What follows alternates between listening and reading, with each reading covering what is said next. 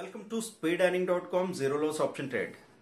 दोस्तों, Android app आपने download कर लिया होगा। आज की वीडियो में हम लोग बात कर रहे हैं कि बेस्ट म्यूचुअल फंड कैसे चुनें। आपने म्यूचुअल फंड सही है कि बहुत ऐड देखे होंगे। एक्चुअली म्यूचुअल फंड क्या है और स्टॉक मार्केट क्या है, कई लोगों को तो ये भी क्लैरिटी नहीं है।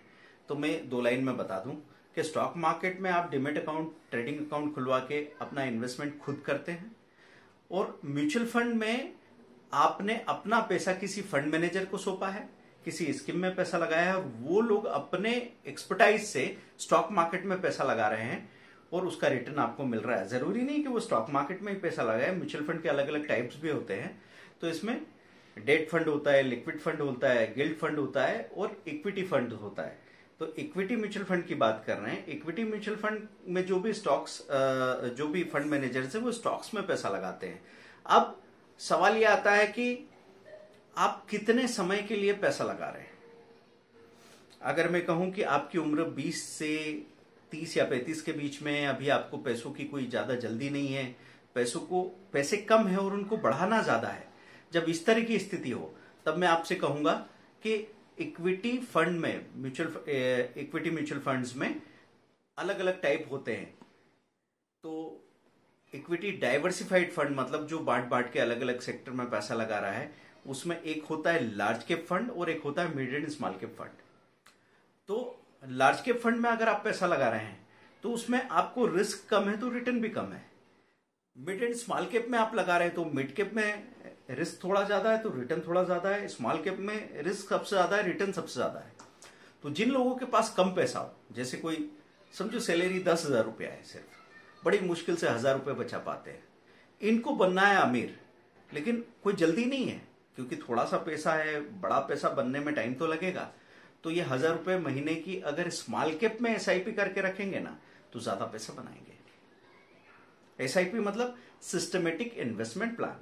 या तो आप इकट्ठा 5,000 रुपये या उससे ज्यादा किसी स्मॉल कैप स्कीम में, जैसे एक्सिस स्मॉल कैप फंड है, एसबीआई स्मॉल कैप, बहुत अच्छे स्मॉल कैप म्यूचुअल फंड है, उसमें पैसा लगा के रख सकते हैं, जब जब मौका मिले और लगा सकते हैं। लेकिन ऐसा हमारा अनुभव कहता है, हमने ये देखा है कि अगर आपने 15 रुपए की एनएवी पे अगर कोई म्यूचुअल फंड खरीद लिया और वो एनएवी बढ़ के अब 22 हो गई है तो अब आप नहीं खरीद पाएंगे, और 15 पे आपने खरीदा है और अब वो 8 रुपए होगी तब भी आप नहीं खरीद पाएंगे।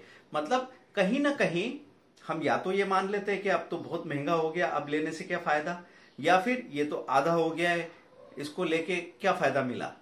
ऐसे करके हम कहीं ना कहीं निवेश को टालते रहते हैं।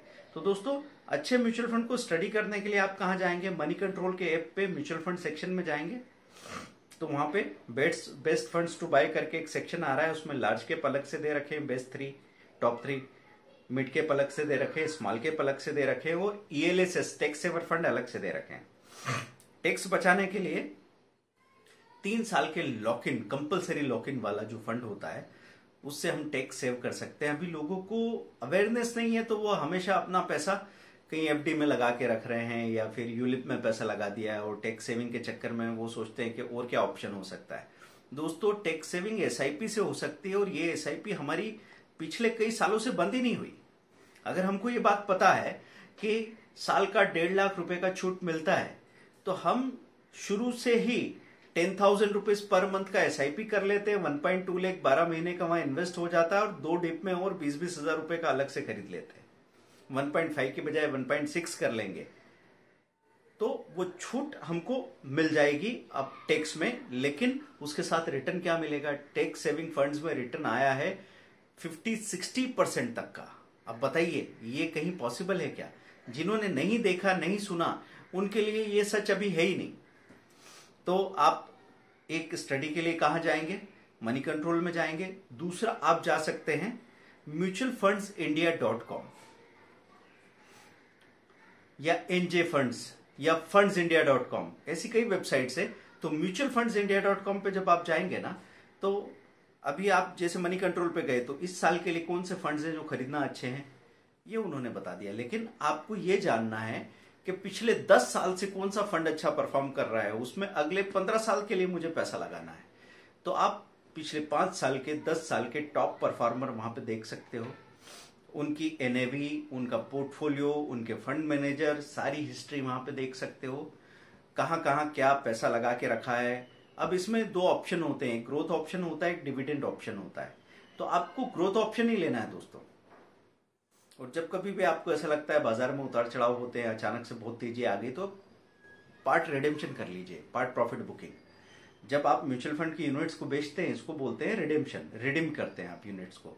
तो आप अपने 50,000 के फंड में से आपको लगा कि बाजार में बहुत तेजी आ गई, तो 10,000 रुपए की यूनिट्स आपने रिडीम कर ली, और वो खर्च करने के लिए नहीं रखना है।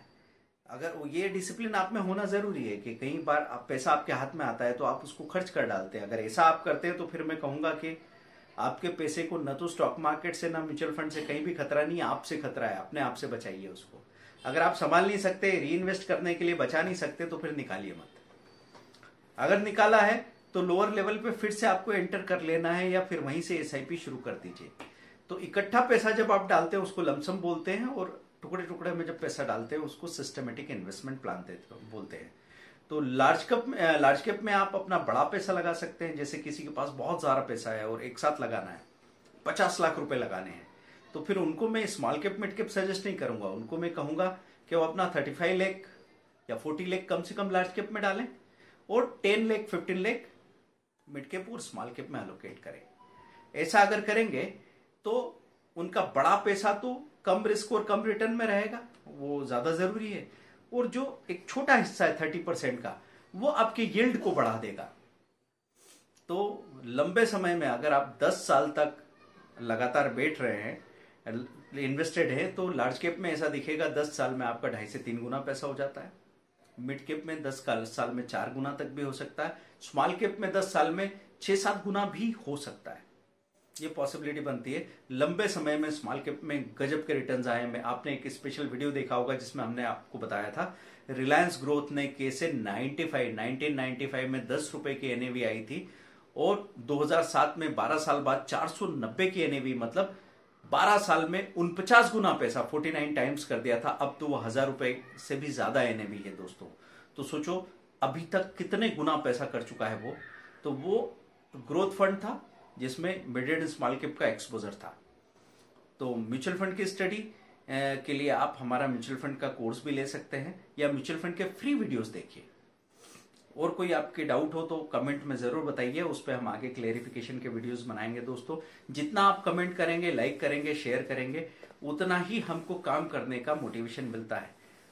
आप हमारे कोर्सेज खरीदें ये जरूरी नहीं है, लेकिन आपका पार्टिसिपेशन, आपका मोटिवेशन, आपके सवाल ही हमको प्रेरणा देते हैं कि आगे किस दिशा में काम करना है। Thank you very much, bye.